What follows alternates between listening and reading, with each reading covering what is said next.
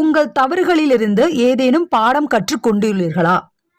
உங்களுக்கு தெரிந்தவர்களோ அல்லது உறவினர்களோ உங்களை கவலைப்பட வைப்பதை அனுமதிக்கிறீர்களா? அப்படியென்றால் அது ஏன்?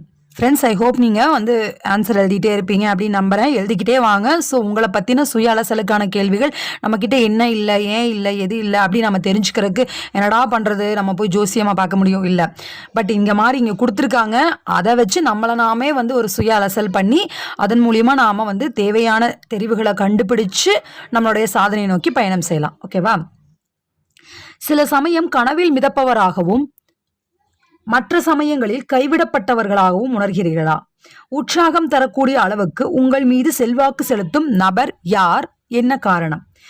எதிர்மறையான அல்லது ஊக்கத்தை இழக்க வைக்கும் சங்கதிகளை நீங்கள் விளக்காமல் பொறுத்து கொள்கிறீர்களா? உங்கள் தோற்றத்தில் கவனமற்று இருக்கிறீர்களா? ஆம் என்றால் எப்போது, ஏன்? உங்கள்